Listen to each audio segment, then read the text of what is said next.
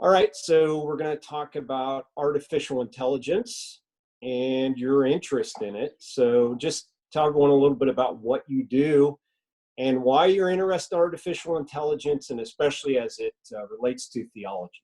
hmm so my background is I went to Duke and I majored in computer engineering, computer science, and philosophy. And the philosophy that I specialized, kind of focused on, was philosophy of mind. So this has always been I'm wearing a USS Enterprise shirt right now. So like Star Trek and sci-fi and all that kind of stuff was always a really big interest of mine. And just how could we build intelligent machines, with machines that can learn to do some of the things that we can do. And it's a really important thing just from an engineering perspective, because normal computer code, you're writing what we'll just call it an algorithm, like a set of instructions for completing a task. So it's like baking a cake. You measure out a cup of flour, a tablespoon of sugar, blah blah blah, and whatever, and you make the cake. You're following a set of instructions. And if at the end of it you say, my cake is too sweet, or it's too salty, it's pretty easy to find out what happened with it. You just go back to the instructions that you use to bake it, and you're like, well, okay, 1 tablespoon of salt might be too much, so I'm going to do less. And that's what normal computer code is. The promise of machine learning and artificial intelligence is that the machine actually learns, and you're not explicitly telling it what to do.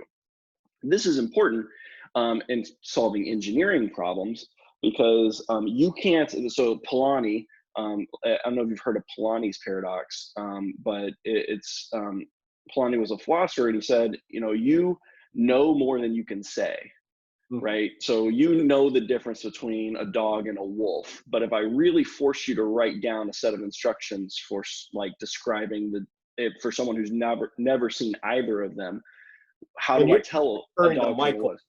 Michael Yes. Polanyi. Yeah, Michael Polanyi. Also, and so, what's that? A good chemist. Yes. Well.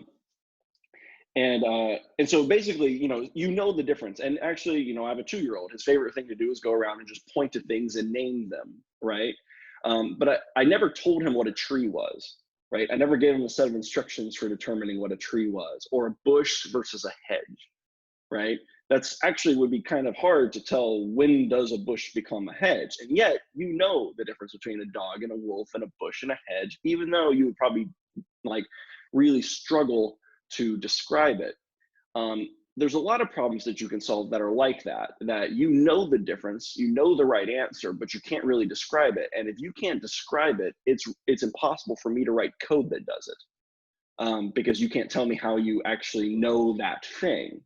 And so what we're doing with machine learning is actually building a mathematical system to establish correlations between like inputs and outputs and the right prediction. So it will observe you pointing out that this is a wolf, this is a dog, this is a wolf, and this is a dog, and it will establish correlations in the data itself, in the images themselves, so that it starts to kind of mimic what you're doing. It can predict whether or not you think that this is a dog or this is a wolf. And so you can solve a lot of problems this way that you can't solve with the normal paradigm of engineering and computer science. And so that's why I was interested in it, is to what extent can we build these systems that can mimic what you can do, that can kind of borrow in some sense from your understanding, and maybe even surpass it, because you can't view billions of pictures of dogs and wolves, but a computer can actually go through them. And so if it learns to mimic how we think of them kind of collectively, then might even get better than average. It might be better than humans at knowing which is which in all these circumstances. And you think of the applications of it, and this is what I work on, say healthcare, knowing the difference between a malignant and a benign tumor, and whether or not we need to biopsy it and do all these invasive procedures. What kind of diagnosis should I give this person? What kind of treatment should I give this person? Sequencing DNA and applying that and figuring out how all this plays together so that we can give you the healthcare you need. These are all like really nonlinear problems. They're really complex, and it's really hard for anyone to write down a set of instructions for the right way to do it. But by training the systems on how the best humans and how we all actually interact with them, it can actually start to predict these things as well or better than we can, what the correct response is. So it'll know those patterns that we don't necessarily, no individual human could. So that's why I'm interested in it. It's more like it's a vocation for me. It's something that I like doing because I feel like we can solve a lot of problems. We can make the world better and start to, to whatever degree possible, kind of roll back some of the effects of the fall, or at least fight against them. So, what's your interest in artificial intelligence as it applies to theology? And we could say philosophy / theology. Yeah. So, I mean, I think it's a really good, kind of juxtaposition, in terms of talking about who we are. So one of the core ideas in Christianity, is this: we're made in the image of God, the imago Dei, right? So like, what does that mean? What does it mean to be us? What does it mean to be made in the image of God? And sometimes you might think, well, it means that we're intelligent, or we can solve these problems, and we might ascribe some really bad, not bad, but like incorrect attributes to it. And what I like about artificial intelligence is it kind of is a juxtaposition. We're like, well, is it just your intelligence, like your ability to solve problems, or notice patterns and that kind of stuff? Is that what makes you in the image of God? If that's the case, then why isn't an AI system that? Which, by the way, I don't think it is, right? I think that's a bad answer. Like, your ability to notice patterns is not actually what it means to be made in the image of God. And so I like it as a juxtaposition, in terms of noting who God is, who we are, and what does it mean to be made in the image of God. And we have this other tool that we created, like a kind of a Tolkien-esque sub-creator, to help us solve problems. And so then you get into kind of the cultural mandate of why we did that, why it's important that we do that, what's the dangers of trying to do some of these things. And so it's a really nice kind of God to who we are, what were we created for, and what should we do. And so I like it as kind of it's a really good kind of thought experiment, except it's no longer a thought experiment of what makes us made in the image of God, and what doesn't that mean. Because we've got this tool that for all it can understand your voice, right? It can respond to you when you say something. And so some of these things, an example would be like in the abortion debate, when we talk about personhood. A lot of times we try to ascribe like kind of demonstrated powers, like the ability to feel pain, or the ability to rationally think and answer, and that kind of stuff. We want to ascribe some of these powers to what it means to be a person, to what it means to be you, made in the image of God. And AI kind of challenges a lot of that, right? We're like, wait, are you saying that the baby in the womb is not a person, but the AI is? Because you just gave me a list of things that an AI can do, like my desktop can do. And you're saying that's a qualification for personhood? I don't believe that. And so it's actually a really good thought experiment that you can use to kind of tease out some of these philosophical and theological questions. Yeah, I agree with that. I think, I think a lot of it is the assumption of what people think AI, what the potential of artificial intelligence is. Now, before we get into all those deep philosophical issues on what a person is and all the rest, so why the qualifier artificial intelligence? And so hence, what does that mean for us to have an intellect and be intelligent? Yeah, I mean, often people ask me, that same question: why artificial intelligence, or what is intelligence? Is it real intelligence that the computer is doing? And so I would define intelligence as a broad stroke, just the ability to learn and in order to solve a problem or do a task. So in that way, I would say it's real. It's artificial in the sense that it's not the same kind of intelligence that we are. It's not conscious. It's not sentient in that way. It's reacting to data, but it's doing so like unconsciously. It's more like how a calculator solves a problem. And so it's a fancier mathematical system, to be sure, but that's all it is a cascading of electrons and then an output that comes out the other end. Whereas you understand things, you know yourself to be a thing, right? That's in a universe, and you know the difference between you and something else. An artificial intelligence system can act as if it knows that, right? So like a self-driving car can know that it, can act as if it knows the difference between itself and the tree it doesn't want to hit, right?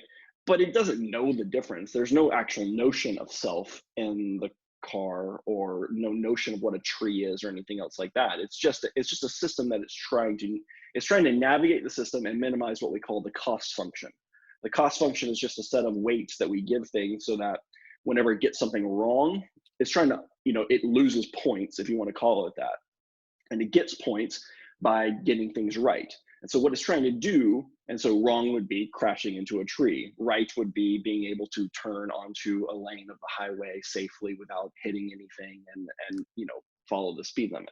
And so what it's trying to do is adjust all of these parameters that it has control over in order to maximize its expected value, its good value, and minimize the chances that it gets a bad value, right? That's all it's trying to do. But notice you can do that without knowing anything, right? All it's doing is looking at the variables. Well, choice this. It doesn't know it's a car. It doesn't know it's turning. All it knows is it has knobs, and those knobs could be anything.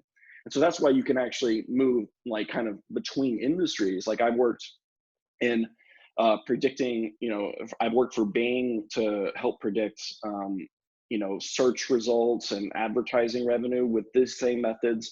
I've worked for Xbox and some of their Connect and computer vision stuff. I've worked for also in Xbox developing algorithms for determining like heart rate by looking at an optical sensor and shining light into your skin and that kind of stuff. Here's the thing. All those systems were basically fundamentally the same, because the AI system doesn't actually know the difference between any of them.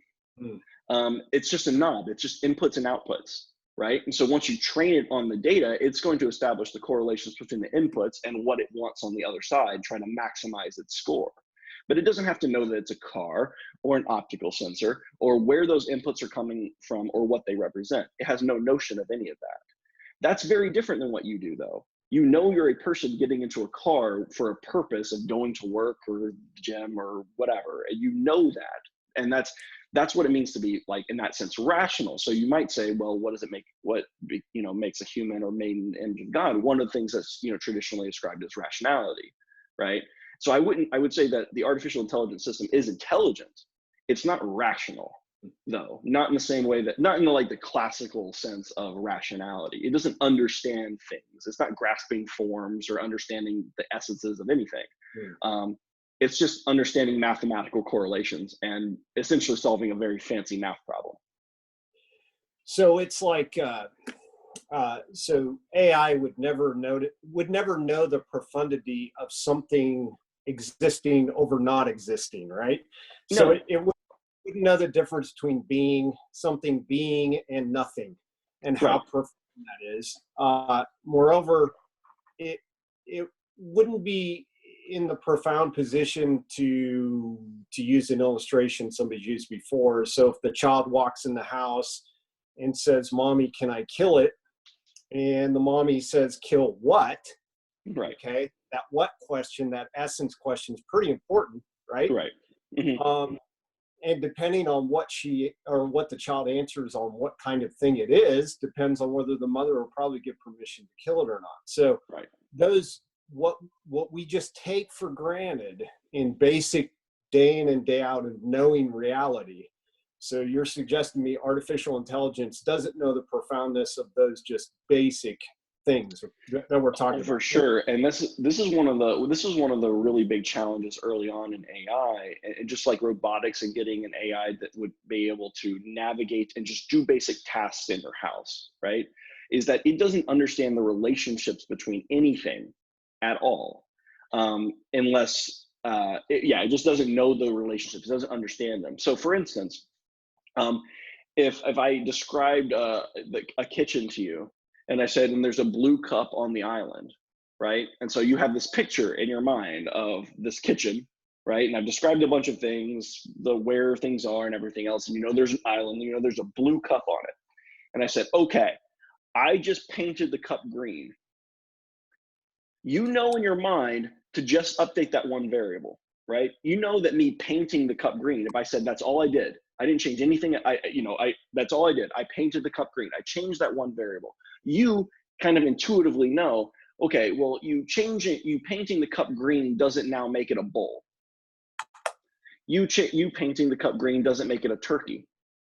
You painting the cup green doesn't mean that the refrigerator is now open. It doesn't change any of those variables for you because you understand the nature of the things that I'm talking about. But an AI system it's absolutely not the case that it wouldn't know this. And so we actually have to code it with rules to just basically assume no other variables change unless explicitly said. So it's going to assume that we had to like code that in there. There's the mathematical system itself, there's nothing that suggests that would be the case. And so what happens is if you didn't do that, and you said, okay, I painted the cup green, go pick it up. If you just told a robotic system this, go pick up and it had like kind of, the little arm that could go and pick it up, it would actually not do anything.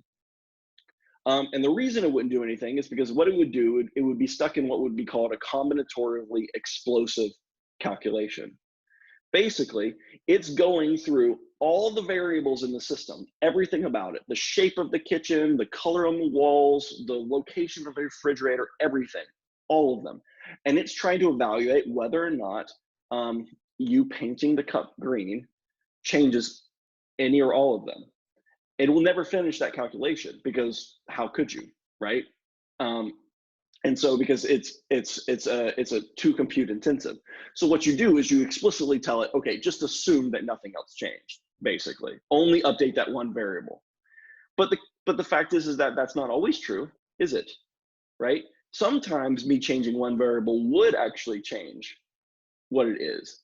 Or I would change something else fundamentally about the system. So it's not always true, but we end up having to dumb it down for the AI because it's not like that obvious, that tacit knowledge that Polanyi talks about. That tacit knowledge isn't there in that system like it is for you. And it's because it doesn't actually understand what it's doing. It's just mathematical correlations between variable A and variable B. That's it. And so if it's not explicitly set, it's going to assume that anything's possible, and it's not going to understand in ways that you will understand things way more intuitively than it does. So it's trying to mimic what you do, but it's not doing the same thing as what you're doing. Yeah, I was thinking when you're talking about that. So number one, it wouldn't be able to use kind of Aristotle's terms. It wouldn't be able to tell the difference between a substance and an accident. No. And it certainly wouldn't be able to tell the difference between an accidental change and a substantial. Correct. Yes. Right. Mm-hmm. Maybe I'm trying to think of an illustration, but maybe if you melt something, it does change a color once you melt it. Well, you also have a fully substantial change as well. Right. So those basic categories of philosophy, it can't make those types of distinctions. No, you're probably best off thinking of what it's doing is only looking at accidents. There is no substance, right? All it's seeing is a bunch of accidents everywhere, right? And sometimes those accidents, like, changing one of the accidents is enough information to establish a correlation on the other end where I know that there's something happening, but it doesn't mean that it understands anything at all about the substance. So I gave the example, I give this example a lot because it's kind of a famous one in AI circles about the wolf and the dog. And so we actually did this where we trained an AI on seeing the wolves and dogs and wolves and dogs.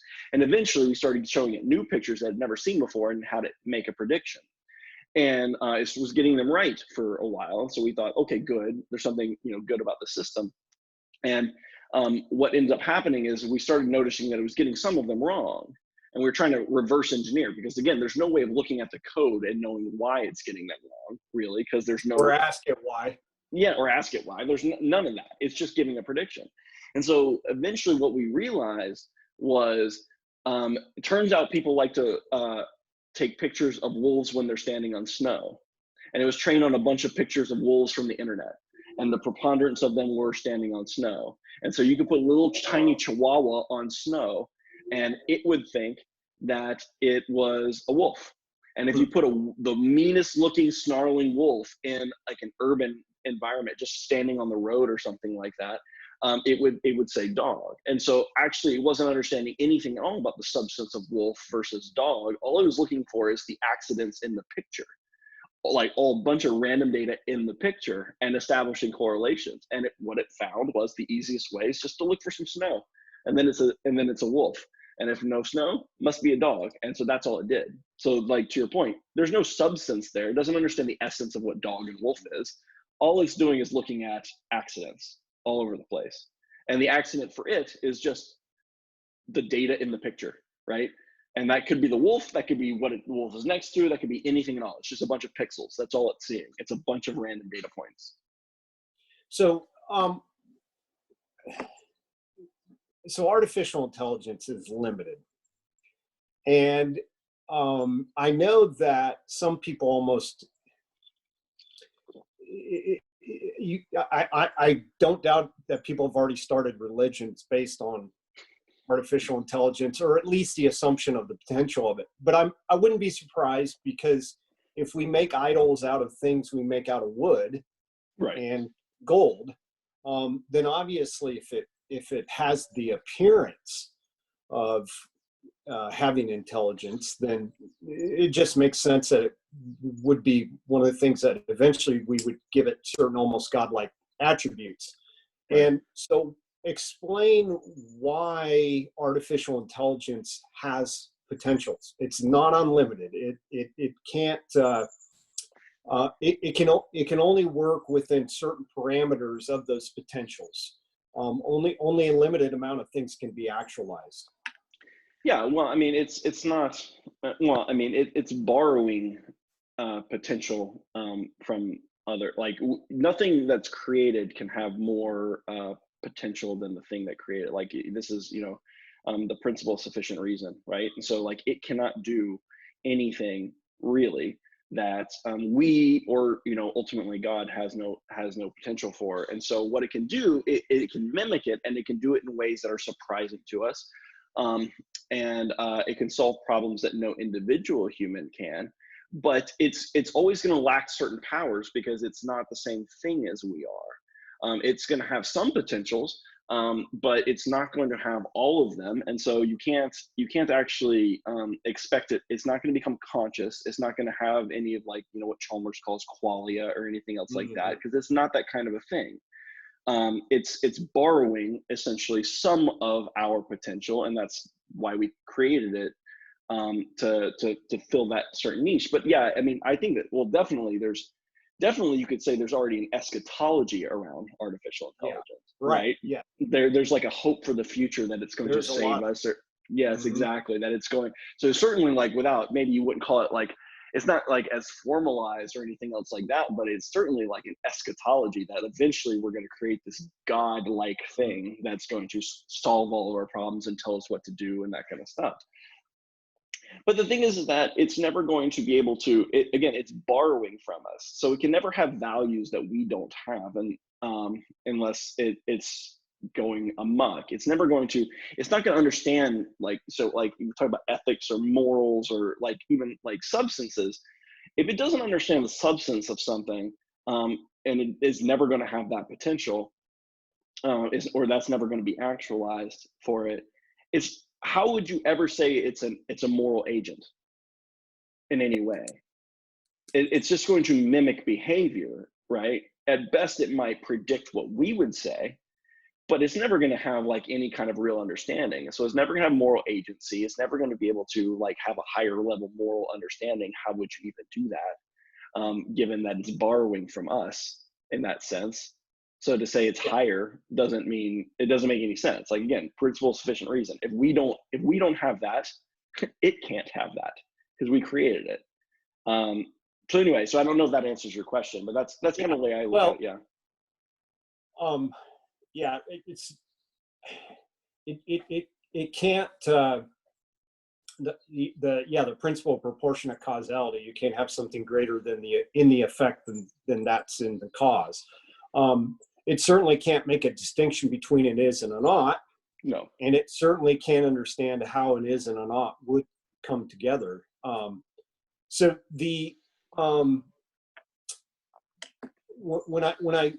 I guess one of the other things is then, well, before I move on to the next set of questions, why do you think C.S. Lewis would say magic and technology. Why did he say that they're maybe analogous at least? Yeah, well, yeah. I mean, I think that once you really understand something, like to a certain degree, then it loses some of its mystery, right? Mm, And so, which, by the way, I don't think that it should, because I think that all you've done is you've just described it to a certain level where you stop to wonder about like the mystery of that thing. And so, like in the same way that like a chemist might find it completely uninteresting to talk about hydrogen and oxygen becoming water, but I don't think it should lose the mystery mm, of like what is actually going on there in yeah. terms of like two atoms making a molecule and behaving in this way. And then like I think actually that's why we get, as we learn more about like quantum mechanics and that kind of stuff, some of that mystery is returning, where we're like, okay, we didn't understand this nearly as well we thought we did.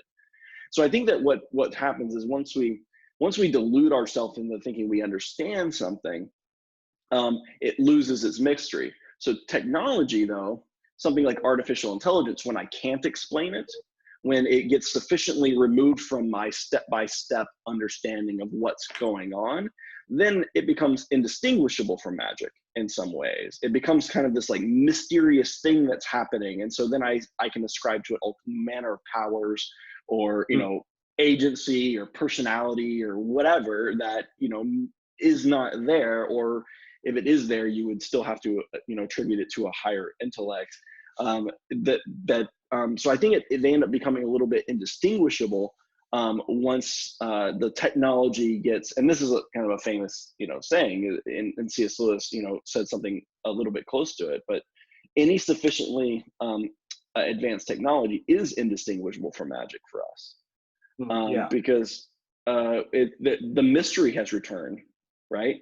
And then we're in danger of worshiping, gods and all this kind of stuff. And this is what we'll end up worshiping our technology, because it's doing all these magical things, right? And now we're elevating it in our minds above us, in the same way that like magic would, right?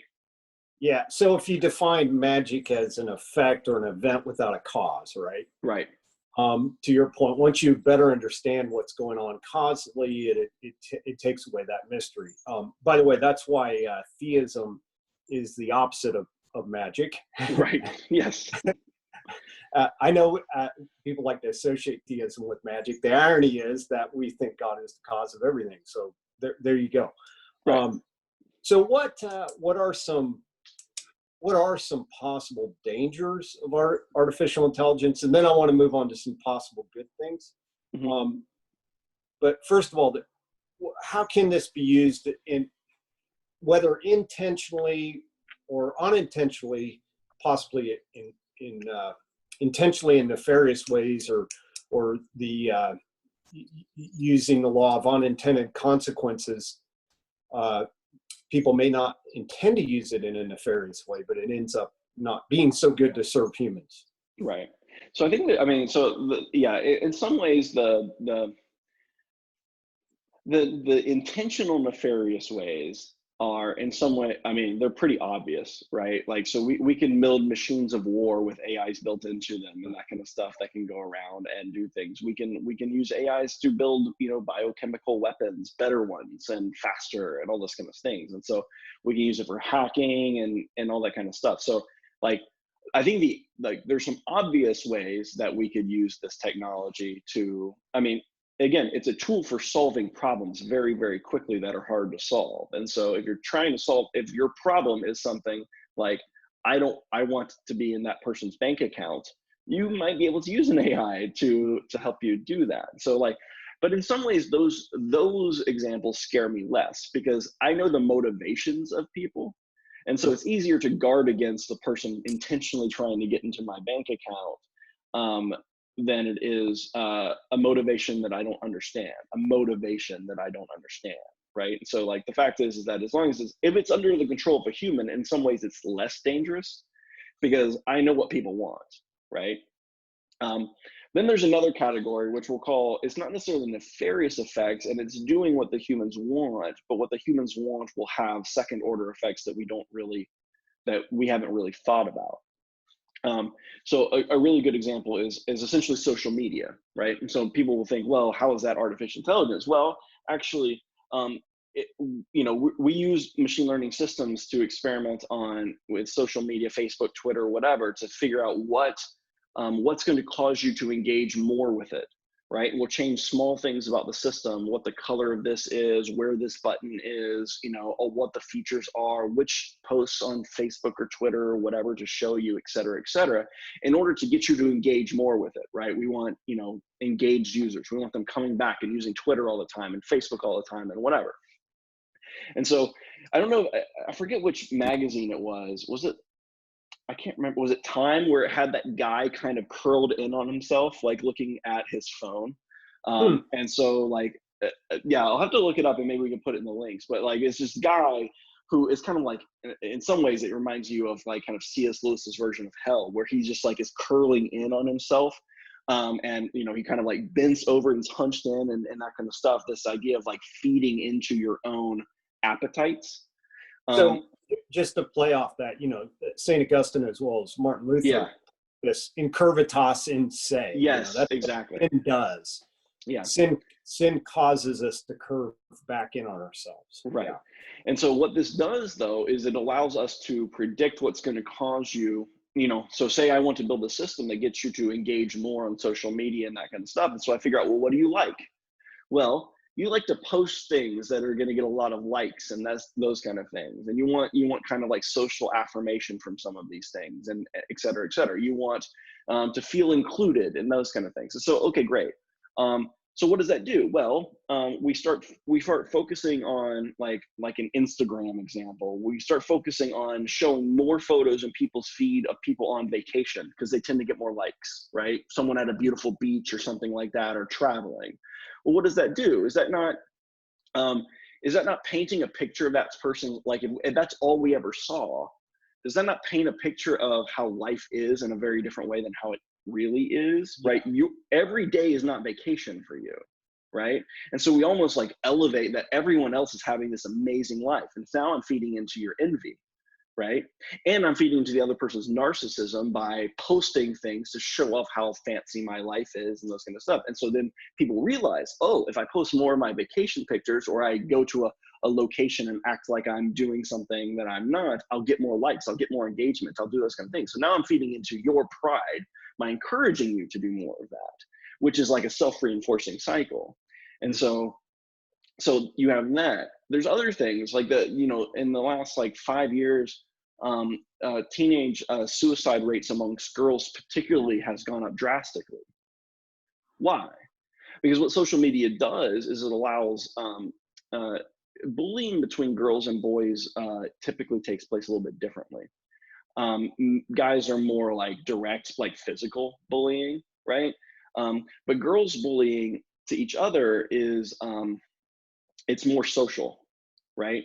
It's like excluding someone from going over to a slumber party or something like that. And so what happens is as we build these systems to get more people more engaged on social media, for young girls especially, they can't escape the bullying. Whereas before they might just be excluded from eating lunch with someone at school or something like that, and then they go home and like now they're with their family or their neighbors or their church or something like that. And they kind of escape from some of the bullying that maybe they're receiving at school. Now that they have a phone that's encouraging them all the time to check in on what people are doing, then you can't escape it. They're being bullied constantly. And this is one of the things that there's really good reason, because it does correlate highly with social media use for young girls. There's a really good case to be made that the second order effect of this increased use of social media amongst girls is suicide attempts.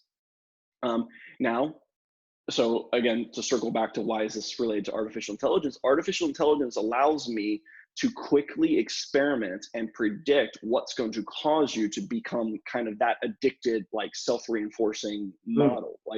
And so now I can pick and choose what you see on social media and encourage you to do it a little bit different than you are doing it, so you become addicted over time. Because I'm constantly monitoring you and putting together a model of how you behave and what you're interested in and what other people are interested in, that kind of stuff, to get you more and more and more engaged in social media. Artificial intelligence systems can do that way better than humans can, because now I can create a million different kinds of people and predict it and have the system automatically route them and change things for them in a way that a human could never do. And so that's an accidental one, but it's based on a real human specified motivation. And then the last category of where things can go wrong. Before you go on, I think, it makes me think that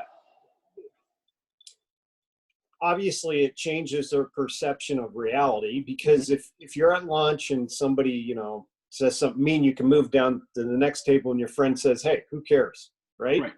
So, but if you're incurving on yourself and you're assuming reality is such that everybody dislikes me, and now my perception is that I'm not liked, it totally distorts it. And I guess part of it goes to the importance of the idea of community, family relationships, church relationships, and that's why people, if they detach themselves, like I think of with the virus going around, you would, if you just consume yourself into watching this all the time, you're going to assume everybody and their animal has it, right? So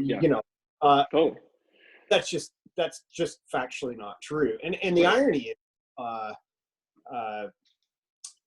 unfortunately, with this virus, it's the whole idea of social distancing is only feeding into that all the more, which I don't think is helping. But anyway, it makes me think the importance of fellowship and loving people in an embodied manner is the way, number one, to change the way they think about things in terms of their intelligence, so they don't fall prey to the internet manipulation.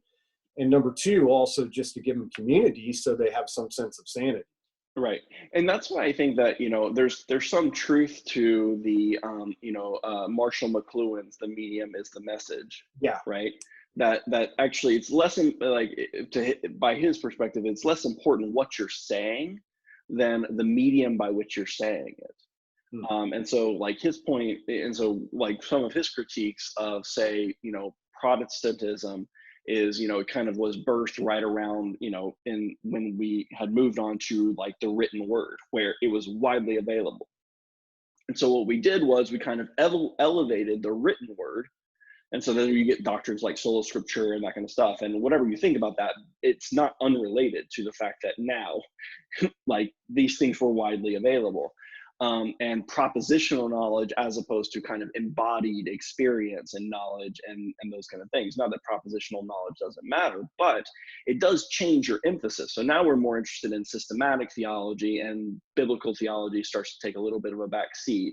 And then certainly like fellowship and liturgy and all these things that were so like really emphasized by the Catholic and the Orthodox Church and the early reformers, to be fair. Like, it's not like Luther would seem way more Catholic to us in America than he would seem Protestant. So I don't think the reformers were like that, but you can definitely see this in modern evangelicalism. It's the words that matter. That's it.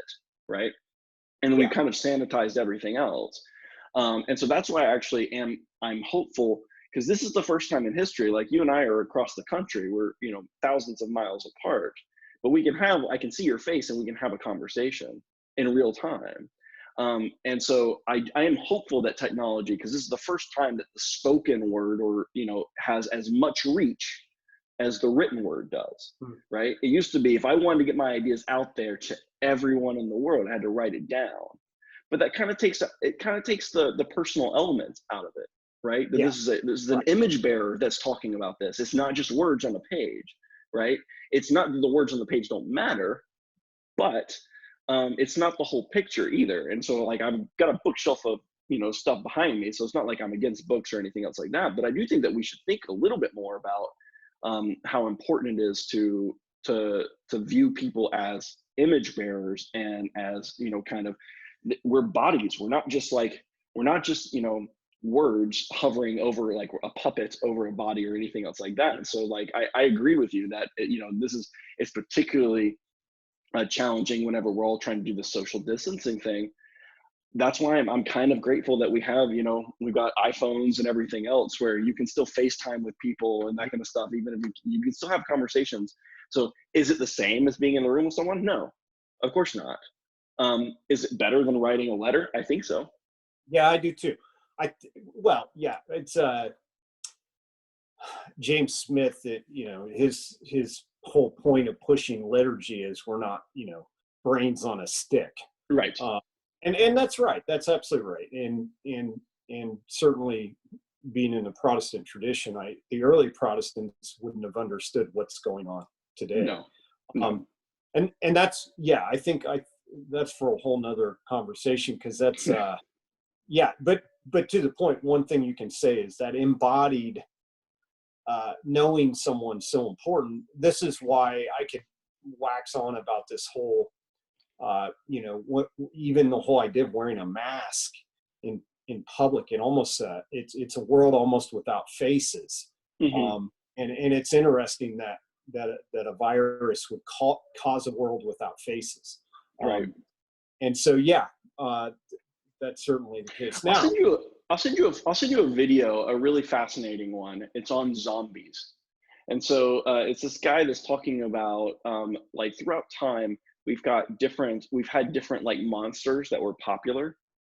That it used to be like a dragon hoarding gold and that kind of stuff. And yeah, so like we've had these like various ones, and what he's arguing, and it's a really fascinating premise, is that the monsters that we write into our stories there's some ways like kind of subconscious like reflections of what we see happening. And so he's talking about like why have zombie movies become so popular. It's like, well, think about it. What is a zombie? It's a person who's surrounded essentially by, it's an urban context, right? That gets infected by other people, where right. all he becomes is his appetites, right? And kind of just mindlessly feeding his appetites. There's no satiating the appetite of the zombie, really. But there's kind of like this numbing effect where it doesn't feel good ever, but always is chasing something else to infect with whatever he has. And so like, this is where he's saying like modernity, that's what it's done. It's robbed us of meaning. And so all we have is our appetites, but that's very emptying. We cease to become humans. Like our humanity gets degraded. We fall farther from where we were before the fall, not closer to it. And it's a really interesting, it was like, that's a fascinating way, but I do think that's a good way of the symbolic nature of zombies, which has never really appealed to me as like a genre. But I was like, that is interesting. That is what it feels like. The Walking Dead and everything else like that. It's hordes of people in a city. They're still in a city, right? They're still surrounded by it. They're not isolated, but they in some sense they look isolated. Like they're not interacting with each other, right? They're not in fellowship with each other. They're just chasing their hunger. Yeah. Always. And anyway, that just made me think of that. I think that's probably true. I think the whole idea, it's almost like we live in a world where the biggest question is there life before death, right? Right. Yes. And so then these creatures we create, it's, you think of Dracula, the same idea. He has to take blood. It's almost an antichrist type figure, has to take blood in order to live. But then he can extend people's lives, but is it worth it? Life? Yeah. And no, and I think I think there's a real kind of story there as it relates even to the issue of technology. So, but let's maybe we can read that article and talk about it sometime. I think that's completely fascinating. So the last one kind of category of AI. Unless did you have something else to hover on? No. With the previous category? Okay. Finish that up, because then I want to get to the final issue. Actually, some of the good things that can come out of it. Yeah. But the last one is not even where people are we're intentionally making the AI do something. It's just that the AI is inadvertently optimizing for a problem we never wanted it to solve. And so, for instance, so like, so it's not even like the second order effects are negative. It's kind of like it just starts doing something that's completely different than what we wanted it to do. So that's like the other accidental one. So like, the social media one is it's doing what we told it to do. It's optimizing, but we've got these second and third order effects that we didn't think about. And so we never really talked about. But then there's the problem is as you define the cost function, then, the cost function. So it's trying to figure out what's the optimal thing for it to do with, the knobs that it has to turn. It will always do the thing that you write down, but the question is the thing that you write down actually what you want? So this is what goes back to the tacit knowledge, right? You can't write down all the things you care about. Right. And so the example that I often give is, I don't know if you how long it's been since and probably your students won't even know this. I just realized this. I gave this example at Whitworth University when I was lecturing, and I realized these are college students, and I realized that no one has seen the movie Fantasia. Right. And I was like, man, I feel old, and I'm not that old, but yeah. And so anyway, so for the people who haven't seen it, Fantasia is a Mickey Mouse movie. Surprised, though. Maybe. I mean, the college students, like, they were pretty engaged, and then I mentioned Fantasia. They just they were acting like they had no idea what I was talking about. Yeah. So sometimes I'm surprised, though. But, yeah. So anyway, so in Fantasia, you have there's this one kind of, Fantasia is a series of short little stories, right? And one of them, it's called The Sorcerer's Apprentice. Where Mickey Mouse is kind of the servant to this. He's an apprentice to the sorcerer who has this magic hat, and the sorcerer just tells Mickey to take this bucket, fill it up with water, and pour it into this big cauldron, this big bowl, right? And fill it up, and that's your chore for tonight. I'm going to go to bed. So he puts down his hat and goes to bed. And Mickey realizes that if he takes this magic hat, he can solve this problem without actually doing any work. So what he does is he takes the hat, he animates the broom, and he makes the broom pick up the bucket and go and fill it with water and pour it into the cauldron. Okay, seems like problem solved. So he watches it for a while. Cool, the broom's doing my work for me. I'm gonna go to sleep. Then Mickey wakes up, and he wakes up to a flooded workshop. Why? Because what happened was the broom, like an AI would totally do this, where the broom just kept pouring water into the cauldron incessantly, right? Even though it was already full. Why would the broom do this? Well, the same reason an AI would. The broom is just trying to maximize the chance at any given time that giant cauldron was full of water, right? And so, maybe the sensors on the AI would be, faulty, right? Can I know for sure that they're functioning correctly? Maybe there's a leak in the cauldron, and so maybe by the time I got back to it, it's not actually full, and so I need to pour more into it. Like the chances, the way that I have best to maximize the chance that cauldron is full at all times is to pour as much water into it as I can incessantly and without end, right? AIs would totally do something like this if you didn't tell them not to. And so that's where it's like you veer off even from what you're trying to do into something you're really not trying to do because you did not adequately test it and you did not adequately, kind of define what we call the cost function for the broom. And so the broom should know, okay, I don't want overflowing either. That's a negative thing, and that's going to be, part of your cost function. And so the problem is that, whenever you're solving some of these really complicated cases, is that tacit knowledge that the question is, how do you write all that down? And the answer is you can't, right? And that's why you read the Bible and there's so many sometimes intentional contradictions in it, right? Like Proverbs, answer a fool according to his folly. And then in the very next verse, answer not a fool according to his folly, right? Because you're trying to describe wisdom in some sense, right? And that intuitive rationality that we have that the broom and the AI won't have. And so this is where the danger, it goes off the rails. And so another famous, and I'll end with this, another famous example is that's often used in short stories. And when we talk about this, is we call the paper clip AI. And so what if we just want an AI who specialized in making paper clips and make them as efficiently and as many as it can? Because we need a lot of paper clips. If you just gave it that instruction, it might try to turn every atom in the world into a paperclip somehow, right? And it might devise entire new strategies for doing this, right? It might try to make you into a billion paperclips, right? All the atoms in your body, and take them apart and make them paperclips, because that's all it cares about.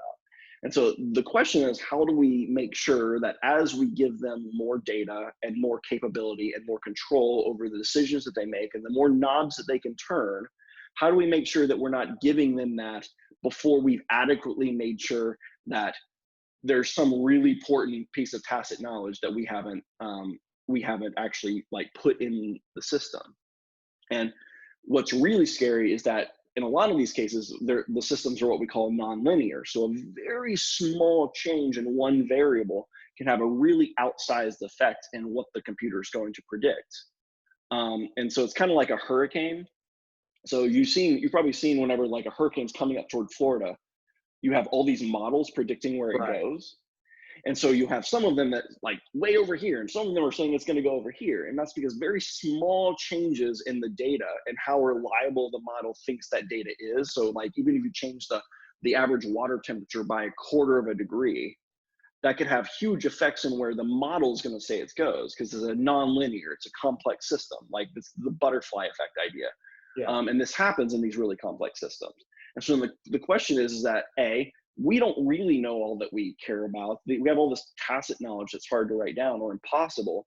But then also, we don't know what little tiny effect is going to cause it to go into some kind of like edge case scenario that we would have never predicted, because these are really complex problems that we're asking it to solve.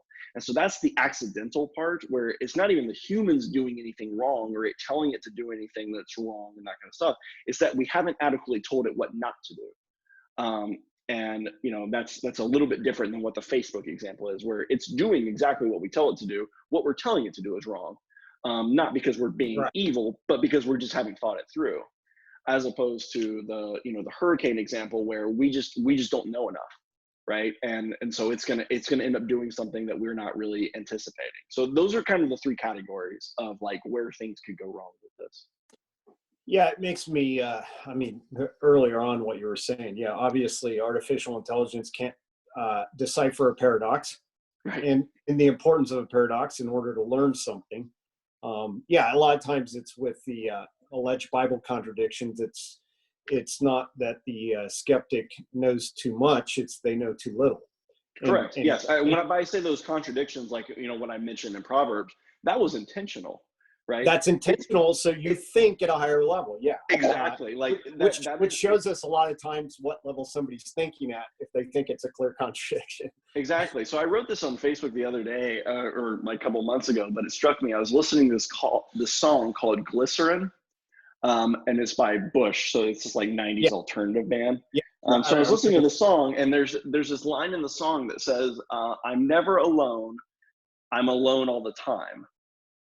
And I was thinking about that, and I was like, that's a really fascinating statement, because it's obviously a contradiction, literally a contradiction. Yes. However, that contradiction is saying something that can't be said without the contradiction. The contradiction is there, and what's more, we all know exactly what that line means. I'm never alone, I'm alone all the time, right? We all have a feeling for, I felt that way before, where I'm not alone, but I feel alone, right? But you can't get that without the contradiction, and the Bible is like that for sure. But an AI is not going to make sense of that, right? Yeah. There's no abstraction above that. That's just A and not A, and there you go. It's a contradiction. Exactly. Yes, exactly. Absolutely. So, if finish up with some of the good things, and I like the illustration when I listened to your lecture. It certainly, you talk about an event that's rich with tacit knowing and personal knowledge. It would be one of the illustration of the girl that couldn't hear the voice of her mother, if I remember the story right. Right.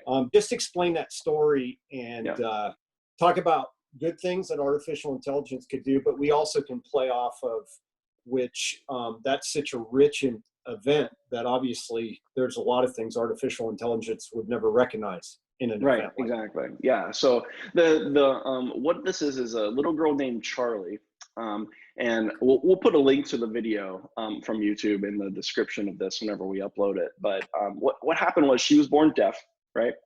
And by the way, I'm gonna preface this story with because I get into trouble with this when I don't.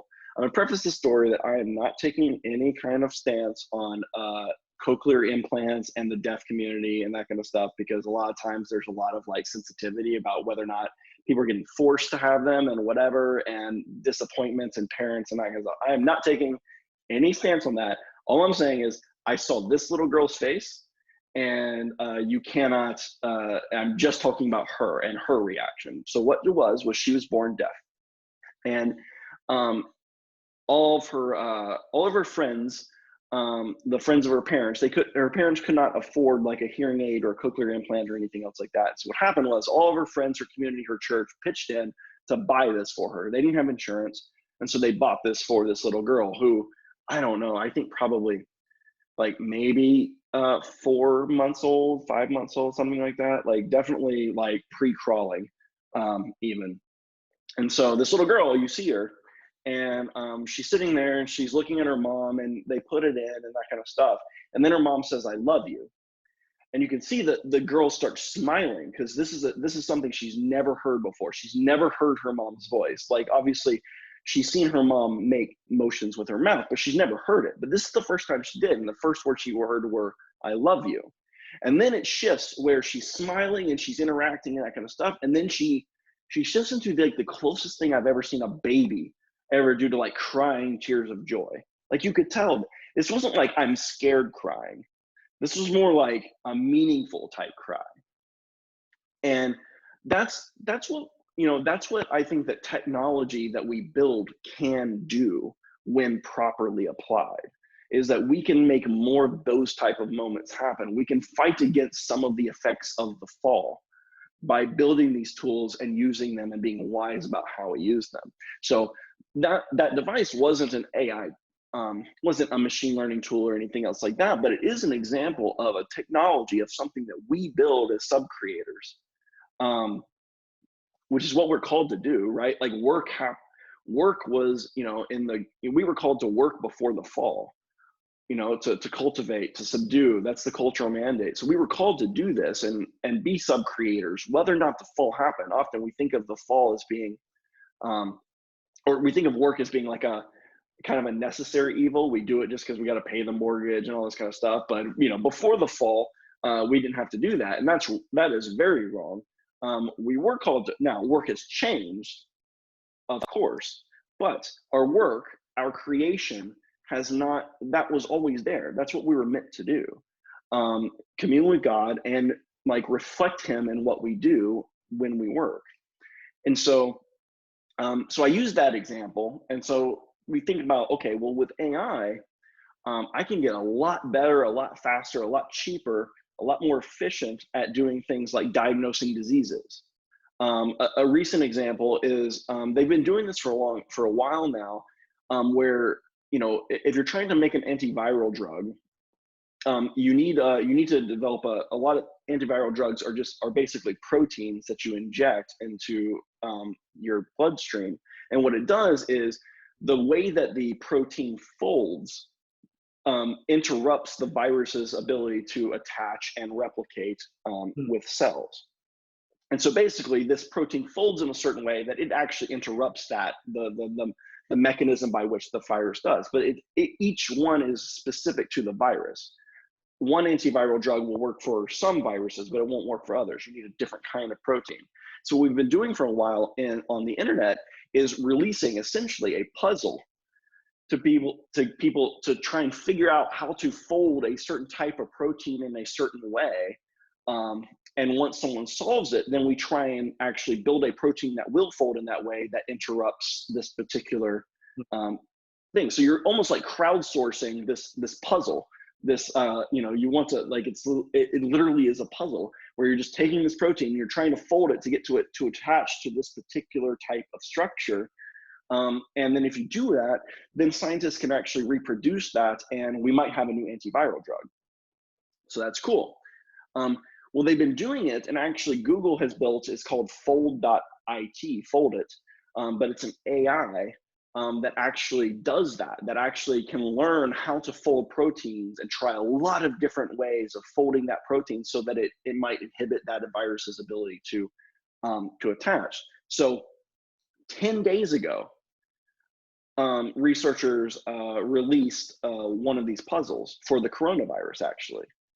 3 days later, Google had 6 ways of folding it in such a way that it might actually, this Google AI had figured out 6 different ways that you could fold this protein in order to inhibit the virus. And so now scientists are trying to replicate that and figure out, okay, which one of those are best, which one of those has the least amount of side effects. So it still has to go through trials.